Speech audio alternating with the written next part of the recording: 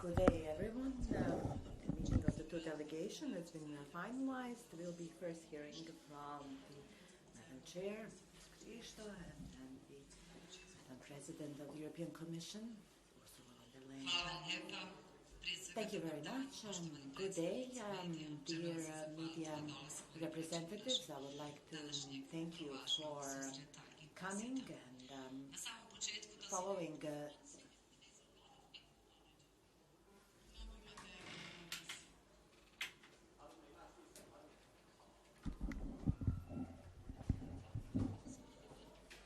can you hear the interpreter? Is it better now? So you can hear.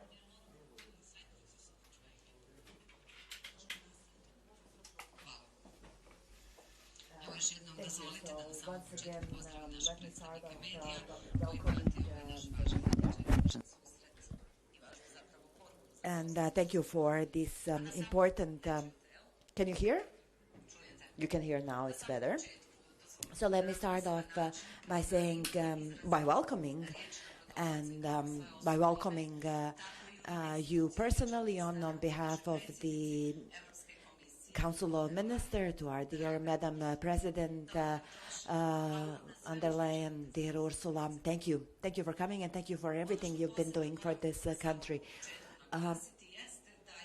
Let me start off by saying that Madam President is our loyal and genuine friend as a part of her regional visit to the Western Balkans. 2 days spent in Bosnia and Herzegovina just yesterday together with our associates. As media is well aware, we had a chance to visit the affected areas. During the floods, we were in Jablanica with the presence of others from 4 other municipalities.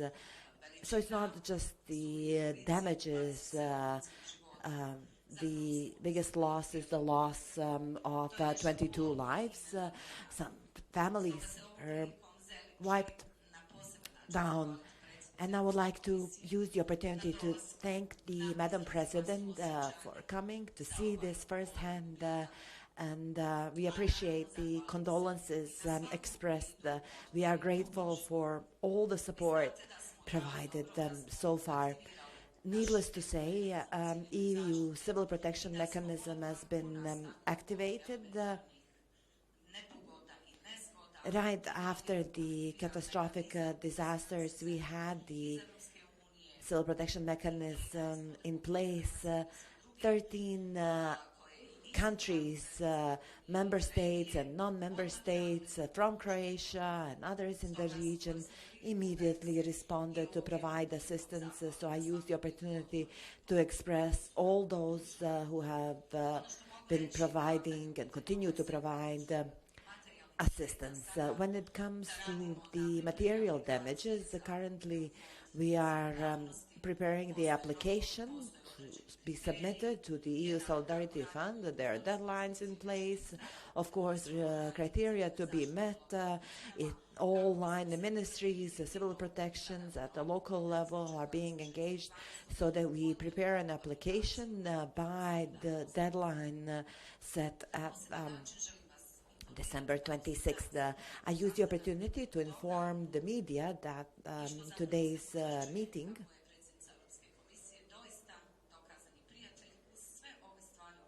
we have constantly been reassured, and it has been reaffirmed that Madam President is by our side, that she will stand by our side. And during the meeting, we were also informed of immediate assistance to Bosnia and Herzegovina in the amount of 20 million euros. So on behalf of all of us, on behalf of the affected population, thank you from the bottom of my heart. Madam President, despite all the challenges, we inevitably discussed our commitments on the accession path. I used the opportunity to brief the Madam President in the past period.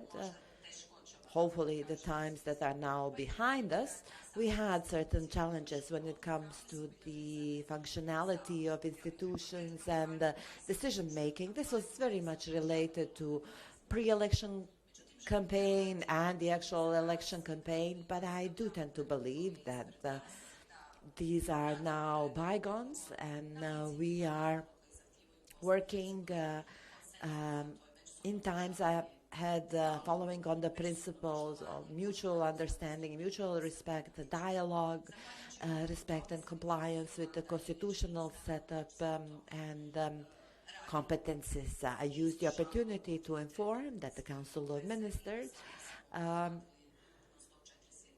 had 104 sessions of the Council of Ministers, over 2,500 materials reviewed in the field of our activities. Also, when it comes to Frontex status agreement, it's been fully agreed by the body in charge of its enforcement and their EU counterparts, and now it's ready for signature. Next week, already on 28th, we'll be signing an agreement with Eurojust. I also informed the Madam President that the Council of Ministers has developed a number of strategic and policy documents. I don't want to bore anyone with this because you've been following on this in regular reporting. Let me just also highlight that as representatives of the executive branch and given the inevitable links with the legislator, I am in daily contact with the leadership of the both houses of the parliament. It was also noted that the House of Peoples continued its work after a certain stalemate and agreed on yet another document which was then signed in Berlin. So we keep working, we keep going. This week we had a session already on salaries and remuneration for judges and prosecutors, which is facilitating implementation of the rulings of not just national but also international courts. This is very important, so that as representatives of the executive and legislative branch, we keep up with our commitments, we keep delivering while maintaining consensus in all decision making. During the meeting,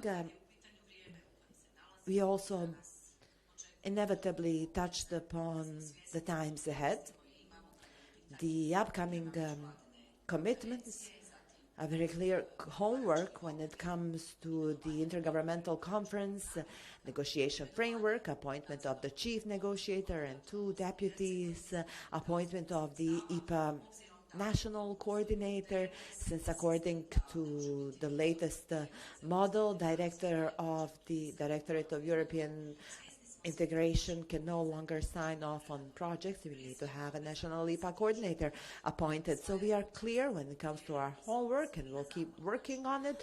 We also understand the requirements when it comes to the adoption of legislation, law on courts, law on personal data protection, law on high judicial prosecutorial council, law on border control, but also the election law in terms of the implementation of the rulings of the international and national courts, and in general election law is quite a burden to our internal political relations. A lot has been done with line ministries, with working bodies, and I am well aware of the, let's say, different position when it comes to the 4 pieces of legislation, but these outstanding issues are nothing major.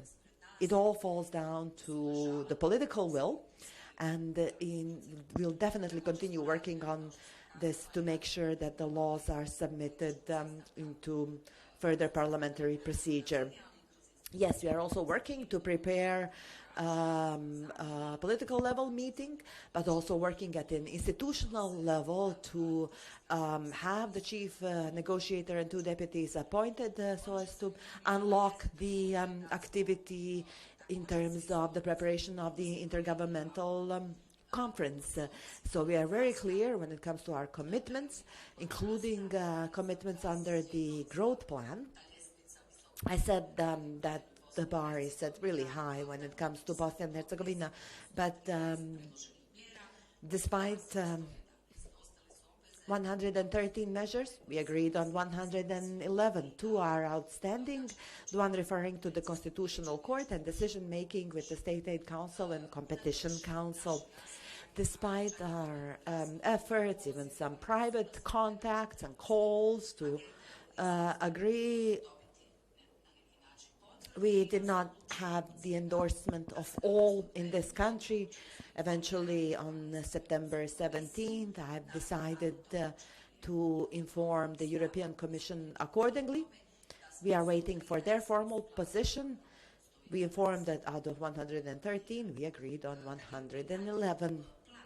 When it comes again to the growth plan, in our mutual exchanges, we were also informed of the 3 other requirements equally applied to all beneficiaries, including visa policy alignment, anti-corruption, and measures and budget monitoring or audit. We will, once we receive this formally in writing, we will inform our working and attend to it as soon as possible.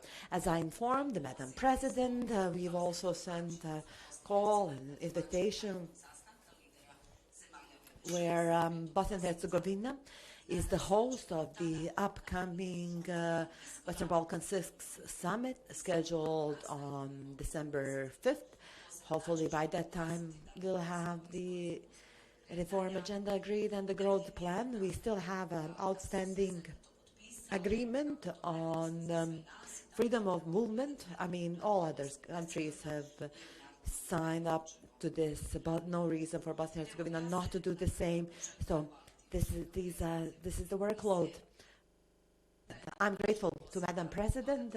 I'm absolutely convinced that this is yet another wind to our back, be it in the Council of Ministers or all political representatives. Dear Ursula, welcome again. Welcome for everything you've been doing for Bosnia and Herzegovina in all most opportune and less opportune times, and thank you for making progress together on this path. Hopefully some of the challenges that we have can be resolved jointly, and that we will remain on board with the rest of the countries in the region, because this is in the interest of all of us to ensure peace, stability, and also to have these countries as a part of the common regional market to benefit the economies, to benefit the population as the first step before joining a European single market. Thank you. Hopefully your today's visit, as I said, will be a wind to our backs to resolve outstanding issues. By no means an easy, but it's step by step. So hopefully we'll keep making these steps in the interest of Bosnia and Herzegovina, its EU path, and the rest of the region. So thank you. Madam President, to take the floor. Hvala vam. Hvala predsjedavajuća, draga Borjana, hvala evo na prilici, hvala vam što ste me ugostili ponovo ovdje u Bosni i Hercegovini, hvala vam na prilici da evo zajednički posjetimo područja koja su najteže pogađena katastrofalnim poplavama. Još jednom da izrazim saučešće članovima porodica i prijateljima stradalih. Zaista bolno je gledati razmjere te katastrofe na području Jablanice. Evo ja zaista želim poslati poruku svima, pogotovo onima iz pogođenih područja, je da je Evropska unija uz vas je bila i nastavit ćemo vam pružati podršku. Hvala vam evo što ste spomenuli mehanizam civilne zaštite Evropske unije. Vi ste naravno kao zemlja članica isti aktivirali i u okviru tog mehanizma mnoge zemlje koje su dijelom mehanizma su odgovorile odmah, što pokazuje zapravo koliko prijatelja Bosna i Hercegovina ima, koliko je uvažavana u regionu, koliko je partnera koji su tu da vam pomognu. Spomenuli ste također i Fond za solidarnost, koji je jedan fond koji redovno koriste zemlje članice prilikom nepogoda i katastrofa, ali je i otvoren i evo za zemlje u kandidatski status. To ćemo naravno razmatrati, ali na pomoć i odmah u ovom trenutku i zato smo donijeli odluku da se odmah bez odlaganja mobiliziraju sredstva u iznosu od 20 miliona eura, a nadalje ona faza oporavka i sanacije će biti podržana kroz Fond za solidarnost. Draga Borjana, evo i ja koristim priliku da se zahvalim na posvećenosti Bosne i Hercegovine evropskom putu. Ova zemlja je ipak daleko odmakla uz jako puno posvećenosti, odlučnosti, napornog rada. Konačno ste došli do kandidatskog statusa i to je jedna sad skroz druga priča. Sada smo evo u fazi kada je donešena pozitivna o otvaranju pristupnih pregovora u martu ove godine, dakle istorijska odluka, ali odluka je koja je primarno rezultat napornog rada i konačnici građana ove zemlje koji su vrlo jasni kada je riječ o tome kako oni ovu budućnost vide. Ostalo, kada je riječ na pripremi od formalnog otvaranja pregovora, znam da naporno radite na usvajanju zakona u onim temeljnim oblastima, temeljna oblast su demokratska pitanja i vladavina prava i ja najiskrenije želim da ova zemlja pravi iskorake na evropskom putu. Bosna i Hercegovina je bezbrojno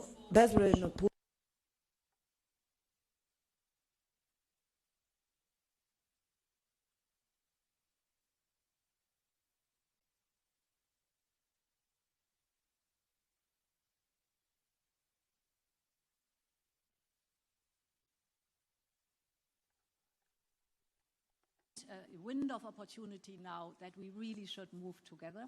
We have all the instruments, all the necessary tools in place to make it a reality, and therefore I am determined to really take this movement, Bosnia and Herzegovina, together. I want to mention two initiatives. The first is the growth plan for the Western Balkans. It is our roadmap to already integrate parts of your economy into the single market. So we open the doors of the single market for specific sectors so that companies from Bosnia and Herzegovina can access the single market. For that, we need reforms that we have a level playing field. And with the reforms comes additional EU funding to Bosnia and Herzegovina. And we just could also listen to your words. So I just want to say we stand ready to help you finalize the growth plan. I think that Bosnia and Herzegovina deserves this opportunity, and I know that I have a strong partner to work that we make it happen together. The second initiative I want to mention is our investment plan for the Western Balkans. It's now 4 years old, and it is steadily delivering. In Bosnia and Herzegovina, 3 billion euros, mostly in clean energy. You know that the European Union has set the goal to be climate neutral by 2050. So we have to work together with our candidate countries that you join us, and we have the same movement towards climate neutral. Here, if I look at Bosnia and Herzegovina, more than 30% of your power already comes from hydro and wind. And now we are investing in projects to boost your renewable energy capacity. For example, the wind farms on Vlaštic Mountain and in West Herzegovina together they have the capacity to provide energy to nearly 100,000 homes. By wind, 100,000 homes, all the energy that they need. And we are, of course, also investing in clean transport for better connectivity. This is so important for Bosnia and Herzegovina. Here, for example, the railway 5C is crucial that connects your country with Central Europe. I saw yesterday that parts of the corridor 5 are affected by the floods. The more it is important that we work on this corridor, that it stays, because it's a very important link of connectivity for the good of the prosperity of the economy. So we have a lot of great projects in the pipeline to work on.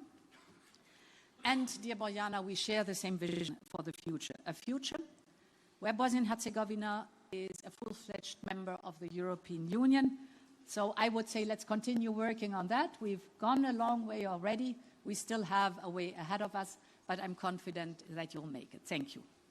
Hvala lijepo. S obzirom na dalje obaveze predsjednice, otvorili smo za medijska pitanja 1 do 2. Zamolit ću, evo, predstavite se, može, i kom je pitanje upućeno. Izvolite. Dobar dan, Olivera Dimač, Radio televizija Herceg Bosna. Gospođo Krišto, koliko je važna izborna reforma na europskom putu Bosne i Hercegovine? Koliko je važna, dakle, izborna reforma na europskom putu Bosne i Hercegovine?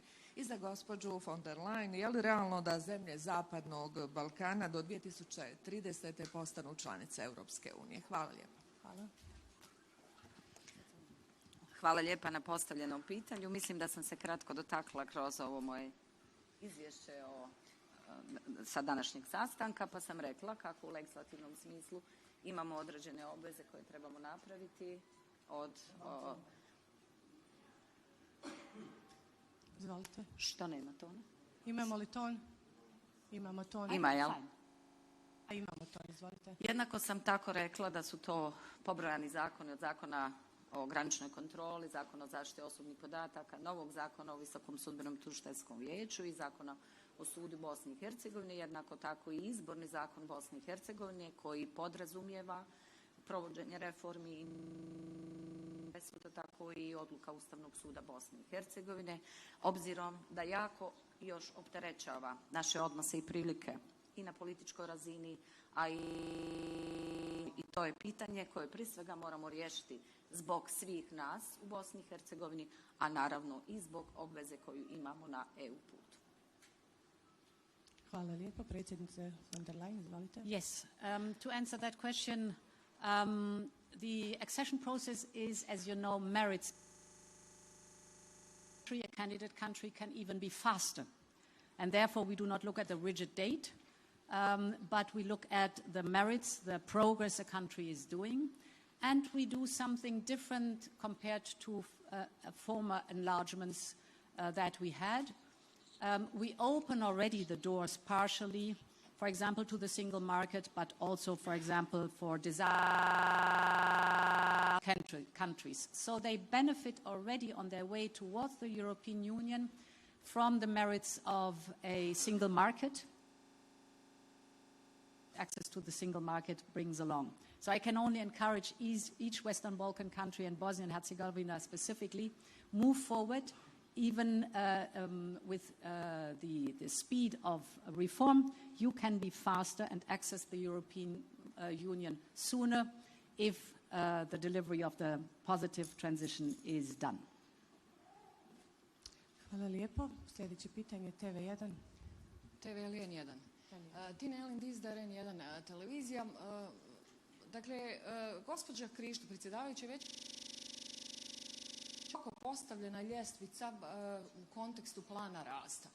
Nama su ostale neke mjere poput ukidanja entitetskog, odnosno etničkog, koji su izuzetno teška pitanja. U tom smislu, da li se ta ljestvica može malo spustiti? I evo, gospođa Krišto je rekla da danas govorimo i o novoj mjeri, faktički vizni režim. Sinoć smo čuli Milorada Dodika u razgovoru sa Vladimirom Putinom kad kaže da je Europska komisija od njega tražila da podrži uvođenje može pristati. Također neće pristati na ovu mjeru posljednju koja nam je ostala iz berlinskog procesa, a to je sloboda kretanja samo s ličnom kartom.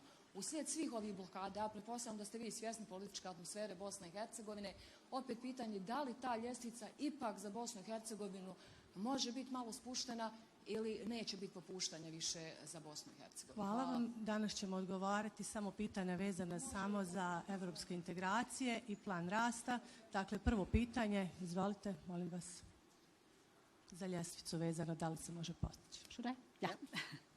So, important is that we have an ambitious reform agenda like the other 5 Western Balkan countries also have. And we stand ready to help you to move forward in an appropriate way, and I'm convinced that we'll make it sooner or later because we've overcome so many obstacles already. We will also overcome that one. What visa alignment is concerned, all member states play by the same rules in the European Union. So playing by the same rules is also important for candidate countries. If you look at the reform agenda of the 5 other Western Balkan countries, they also have the visa alignment in this reform plan. So it's for all of us that we are one region with the same rules for visa. This is very important for the functioning and the free movement that is so crucial for our citizens. And again, Borjana, I'm convinced that we will make it in delivering an ambitious reform agenda for the growth plan because Bosnia and Herzegovina deserves this growth plan. Hvala lijepo, svima se zahvaljujem. Dakle, s obzirom da radimo tematske pitanje i odgovore, ovim završavamo današnje izjave. Hvala još jednom svima. Hvala vam. So, idea.